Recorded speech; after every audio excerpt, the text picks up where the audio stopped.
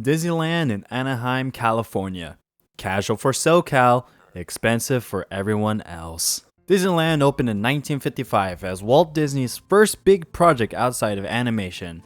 Walt was inspired to make a place where adults and children can have fun together, like a park, but better. Obviously, Walt was very ambitious about the concept, which meant he needed a lot of funding. The TV network ABC agreed to help finance the construction, and the partnership led to Disney's acquisition of the studio. So that was the beginning of the downfall. Coming up to the park's 70th anniversary of opening, the park all started with a crew of Imagineers that have developed the park and its lands to make it the most magical experience. Land expansions, new ride technology, the development of the Fast Pass system, and to make sure you are bled dry of your money. Okay, the last part is an exaggeration. On the Imagineers part, they just developed the rides. Now on an executive level, hey beautiful people, today we'll be talking about the Disneyland park and its lands and how they stand today in personal opinion. Is it still magical as it was 70 years ago? Also, quick disclaimer, I won't be going over everything as these viewpoints and opinions are formed from recent visits and I didn't experience everything in the park. I usually also don't experience everything in the park. It was the same thing with my California Adventure video. Oh, this is nice. I can forgive the lackluster gate for the great little photo op area at the entrance, but the true entrance is Main Street, a wide open area for shopping, food, coffee, and Mr. Lincoln. You know, I can't remember the last time I watched Great Moments with Mr. Lincoln. Oh well. Another theater show, Steamboat Willie, so that's nice. But the star of Main Street is seeing the Sleeping Beauty Castle. So iconic and great for vacation photos, and you could go inside to see a basic retelling of Sleeping Beauty. It's even more magical at night, especially when the fireworks happen. Correct me if I'm wrong, but I remember hearing back then that the park's fireworks were practically a daily thing, but then they went and ruined it. Still, correct me if I'm wrong. Mickey's Mixed Magic is still cool. The use of projections across Main Street's buildings, the castle, and even Matterhorn is very innovative for a nighttime spectacular. A bit corny, but hey, that's brand safety Disney. Overall, Main Street has a magical vibe. It's a pain to get through, less than actually getting in, surprisingly. Adventureland is where we start our round trip of the park. Beeline for Star Wars. Let's start with the Tiki Room. Oh, these birds are cute and their movements don't feel dated at all. They have been refurbished over the years, but the look and the constant clacking of their mouths still give that old-fashioned audio animatronic feel. You can also treat yourself to a Dole Whip, and it's so good. I remember trying it with my friend, as Toger, and we were both overjoyed by the taste of the Dole Whips. Strawberry, I don't like pineapple. I also keep forgetting that we only have the Tiki Room because of Dole. Moving on, we have the Jungle Cruise. Somewhat relaxing cruise to the jungle with terrible jokes. Okay, that's an exaggeration. I like going to the ride, but I don't like when the crowd is not at all engaging with the skipper, or the skipper has low energy. I don't want to blame the skippers, they're doing their best to stay in character, and it's kind of sad that they keep up in character without a response from guests. I see videos on TikTok of, oh, the skipper was the best, and the guests were bursting out laughing. I want a cruise like that, just not with The Rock. I have no idea how they translated this ride to a full-length feature.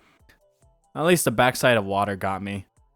Next is Indiana Jones, Temple of the Forbidden Ride. Or is it... Wait, no. Hold on, my script says Forbidden Ride, but shouldn't it be Forbidden Eye? Wait. God, keyboard. Temple of the Forbidden... Yeah, it's Forbidden Eye. Why did I put ride? Next is Indiana Jones, Temple of the Forbidden Eye. The wait time and queue kind of confused me. So there's a whole outside part of the queue when the line is backed up. Lightning Lane can bypass the outside part and can go straight inside. It is a very long hallway of theming which you can kind of just walk past now. Only up towards near this roundabout line is when the actual line resumes. But then the line splits two ways in this little showroom to tell the backstory of the ride. The lines continue to be split by one line going on the left side and the other line going on the right side. Each car can fit 16 people. I think Lion Lane is to blame. During the most recent time I went to Disneyland, the reservations for Forbidden Eye went away so quick.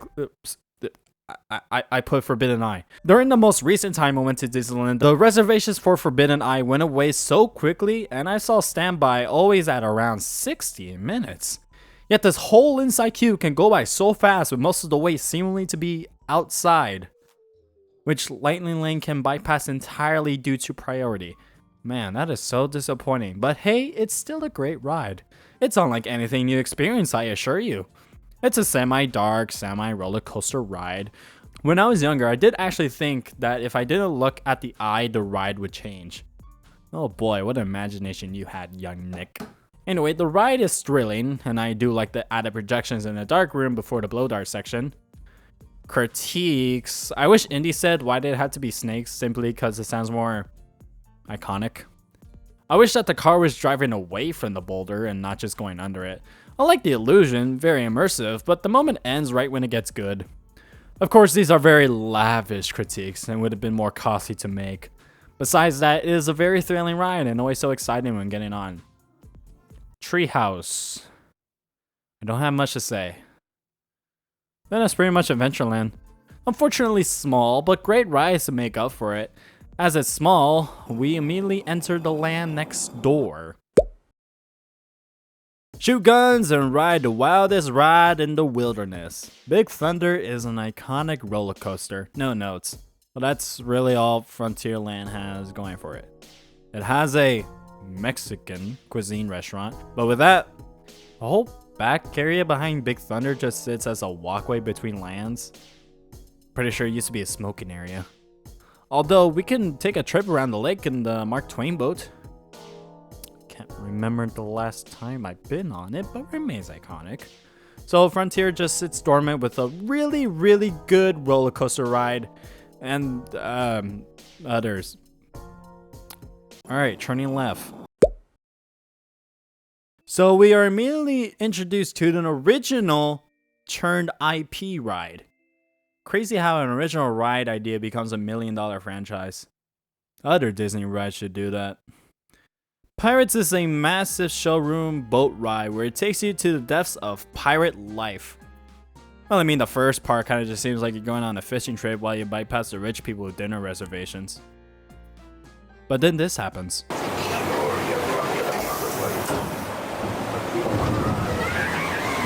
Oh, that's so good.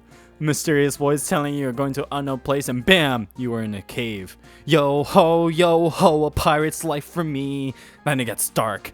Dead man tell no tales. Then bam, you are outside. Holy shit, a shipboard battle's happening. This is like Assassin's Creed Black Flag. Then bam, pirates are looking for Captain Jack Sparrow. Drinking, being dirty, singing, auctioning off chickens. For some reason, people are still mad about this change. Yeah, this is from a time of those things happening, but it's dated to us. It's a change that reflects our outlook now. Also, the ride doesn't change. It's still a boat ride. Holy shit, Jack Sparrow? Did I say Sparrow? Sparrow. Oh man, what a cool display of pirate life through a mostly refreshing boat ride. Alright, New Orleans Square.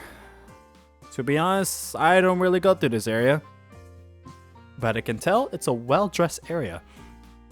But right up next is Haunted Mansion, with a brand new queue line as of recent. The queue has expanded, that way the line doesn't go out to the courtyard.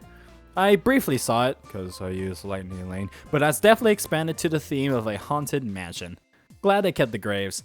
Also a clever way to incorporate the pre-show into the elevator that brings you down to the lower floor. Alright Disney adults, I don't need you to mimic the monologue every single time. I don't need you screaming either. Anyway, Haunted Mansion is basically Little Mermaid, but not Little Mermaid. Ghost pepper spray, mirrors, projections, blah blah blah. Another great refreshing but also silly ride. Then that's pretty much New Orleans. Honestly, you can't really tell what is supposed to be happening here, but you have refreshing rides here with excellent set dressing. Oh yeah, Fantasmic. Every night, Fantasmic plays at the lake, and man, what a magical show. No notes, let's keep going. So after passing Haunted Mansion, you wouldn't realize it, but it's supposed to be a different area. Bayou County, formerly known as Critter County. Tiana's Bayou Adventure is a new overlay design for Splash Mountain as to move away from the problematic story theme of the original ride. People are mad, but it's literally the same ride, but with a new coat of paint, and that new coat of paint is for an IP that is special for a lot of people. And not racist. Anyway, it's not even a ride I go on usually, as I don't want to get wet. Anyway, we have the many adventures of Winnie the Pooh. Well, the ride is more like one adventure. It's nice and pretty much what you get for Winnie the Pooh as interpretation. Kind of an odd area because of the rides I don't usually get on. It's not really that special for me. I won't judge if it's yours though.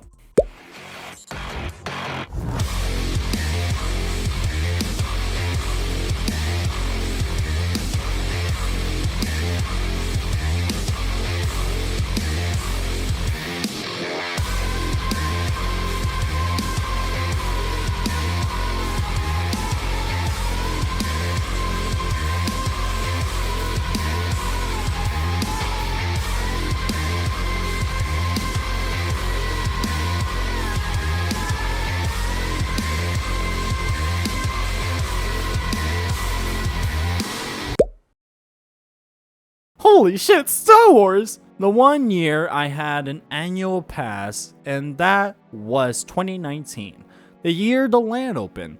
I was so excited for it, and I was right there for opening day. I walked in, and it was so cool. Granted, Rise of the Resistance wasn't open yet, but I hated that the entry just sat there, taunting me. But walking in was so magical. The characters, the set dressing, the Millennium Falcon, and you can build a cooler looking lightsaber for $200. You can build a droid for half of that. Alright, so Galaxy's Edge was pretty cool, but kind of disappointing when it first opened. Smuggler's Run is cool, but most of the time when you get on a ride, you are most likely going to get an incompetent crew. Unless you have 5 other friends who are good at the game, but then again, for what? In the end, you earn credits, yet you won't have much use for it. Why would you want to ride again? There is only one version of collecting Coaxium. Maybe there was some in-universe trading for the credits in the land. Maybe these credits can contribute to upgrades for your ride. But then again, for what, since there is only one version of the ride that follows a strict path? Something like the Mario wristbands at Nintendo World collecting coins. All I'm saying is that these credits or coins could be making the ride a lot more fun with upgrades, and especially with smugglers having more simulations. The Rise of Resistance finally came in. Oh boy, what a ride. It was the coolest thing to exist, especially for quite a while. Very immersive. Speaking of immersive, it's time to address an elephant in the room. The role-playing. Obviously, there is some magic when it comes to visiting Disneyland, so when you have a land dedicated to the world of Star Wars, the employees are in character.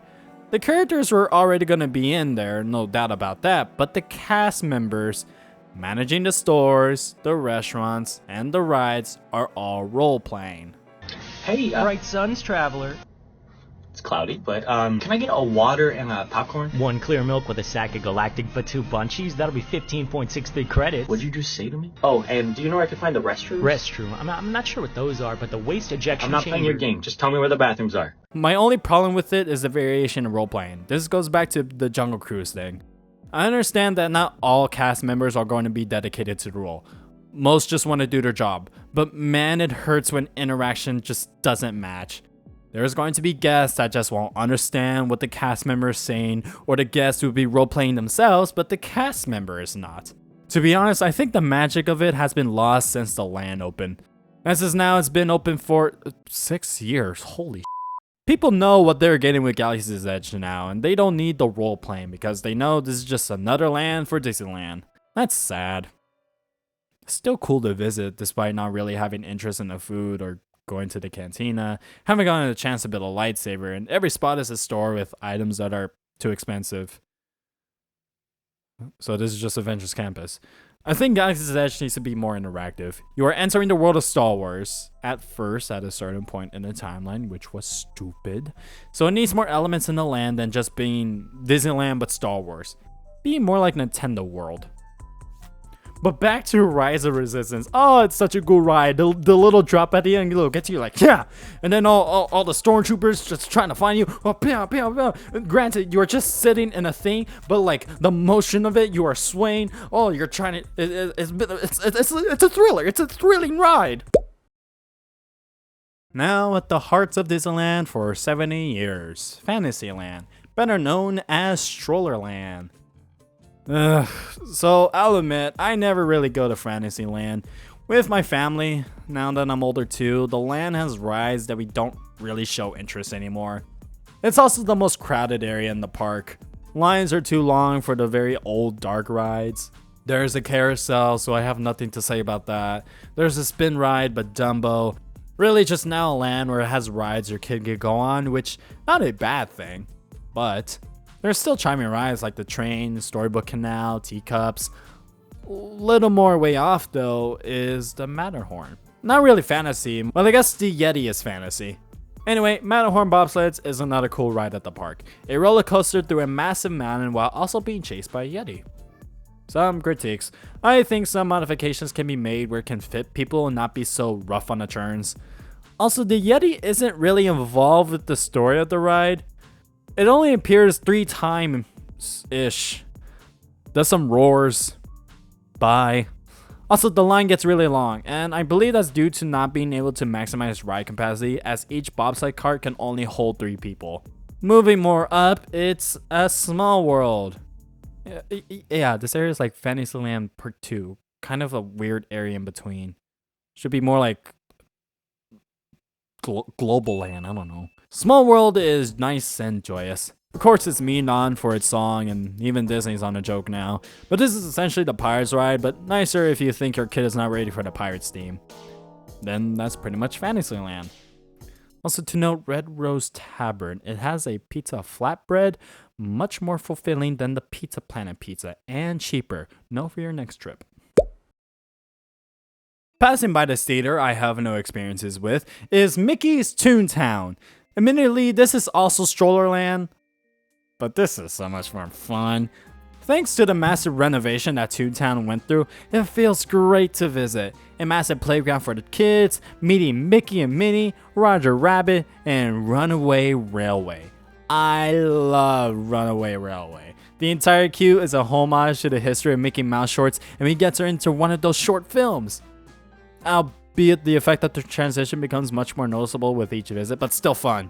Anyway, the ride? Same as Rise of the Resistance, just the theming is less scary for the younglings. But it is so fun to experience like you're a part of the cartoon. No complaints here. Well, that highlight of Toontown. Not much else I can say about the land though. As for Roger Rabbit, it is a dark ride, but the twist is that you twist. Spin. So dark ride, teacups type of attraction. It's fun and retells the movie, albeit in a more family-friendly way. Ish. Overall, it is a charming land I can get behind because of how cartoony it is. I've never been on the gadget coaster. Pretty sure it's just a kiddie roller coaster, so I don't think I need to get on it for it, but yeah. But now the only way out is the only way in, so back out, make a few twisty turnsies, pass Matterhorn, and bam, you enter tomorrow. This is Tomorrowland, a land of the future, a land of technological advances, a land with a terrible picture system, a land with a dead ride occupying the middle of the area, a land with a used to be a cool car ride, a land with a large unnecessary museum, a land with a motion sickness simulator, and a land with a roller coaster that is only the best thing in the land. Alright, let's get bad obvious out of the way. Finding Nemo's Submarine Voyage. I wrote it once long ago, and it's about what you expect. It's boring, and from what I remember, there's barely any Finding Nemo in it. Autotopia was the future, presented by Honda, but is now extremely dated. Also, it would be a lot more fun if there wasn't a track, but I guess it was to avoid accidents. It's not exactly go-karting. Actually, go-karting would be a lot of fun in the land. The Star Wars launch bay, it's just a museum of Star Wars memorabilia. Why put it in Disneyland? Even Tomorrowland for the matter. It would be better if it was its own thing and not just a waste of space. Hell, I guess it would be better to put in Galaxy's Edge. Moving on, what's not moving is the People Mover, and Disney have still yet to figure out what to do with it. But holy shit, Space Mountain! I love Space Mountain! It's such a cool dark roller coaster, banging music, and incredible minimal visuals. I can't wait for the movie. Sarcasm. Then we have some sure, rides. Star Tours has been around for a long time, and now the upgrade, The Adventure Continues, of the ride has been around for a long time. With the new projects coming out, there have been new simulations added every once in a while to keep the ride fresh, and I like that. Smuggler's Run should take notes. Albeit not interactive, but the ride is charming. C-3PO and R2-D2 take you on a crazy adventure of Star Wars. What makes it great is the randomness of it all. There are 5 intro segments, 5 first destination segments, 10 hologram messages, and 6 ending destinations, which are all preceded differently into each other, making 1,500 combinations of the simulation. That's so cool! And not restricted to a timeline. Galaxy's Edge should take notes. Although some segments are some stinkers, not all of them are thrilling. Nonetheless, still a charming ride, and I always loved the feeling of traveling between planets. On the other side, we get to travel to, I don't know, Zergland or something. So Astro Blasters is half Haunted Mansion, half video game, Midway Mania and Spider-Man, where we get to join Buzz Lightyear and defeat the evil Emperor Zurg. Man, this ride needs a facelift. Just holding on to the guns just feels so janky. What's even worse is that I can never tell what I'm hitting. No ADS here, and man, that stinks because there are clearly high score targets that I can hit, but it won't hit. I also wish there were more effects here. We're in space, yeah. I don't know, just doesn't feel I'm in a different world. Also, damn that picture system. So, see, the main problem is that the camera is constantly going to be taking pictures of every ride vehicle coming up, and with the vehicles constantly moving, it's an overflow of pictures. It's not like your picture can stay a few minutes before the next one. So what did Disney do? Answer your email. What makes it worse is that you have to scour through all the pictures before even noticing that one picture you pass is you and your partner. The inside is way too dark as well. They did fix the problem where the pictures didn't even come out clearly at all for a while, and you couldn't see yourselves. But damn, you can still barely tell it's you. Whatever. I like playing for high scores, but damn, add some aim assist, I don't know. Anyway, last but not least, well, probably least, Astro Orbiter. I don't go on it. It's another spin ride. I got nothing. Disneyland is still a pretty awesome and magical experience. So many charming, fun, and nothing rides.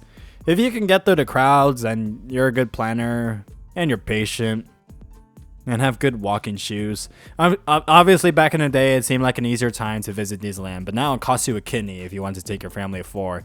And the surgeons complicate the process with multiple paperwork barriers, and there are random people watching you, judging you for some reason. But seeing how the park has evolved, it's pretty cool and so much fun. I still enjoy the rides when I go constantly. It's a fun experience, especially when I would visit with my family. And now I've got to visit with my partner. It's quite a magical experience. A lot of the rides are fun. A lot of the food is pretty good as well. You get to meet the characters. Those are always cute and charming. I still love visiting Disneyland. I may not have my annual pass anymore now they changed it to Magic Keys or whatever. Now it's even more expensive to visit the damn park. But hey, it's a thought that counts. And I love how much work the Imagineers has put into it. The park could use some, just some facelifts for some rides. Maybe just add a little more to each land.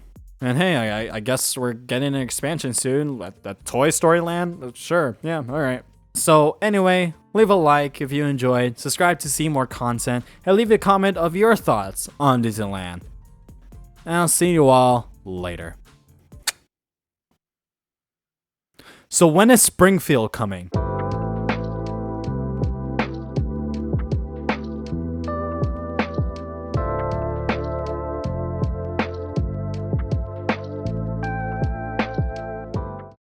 twisty turnsies.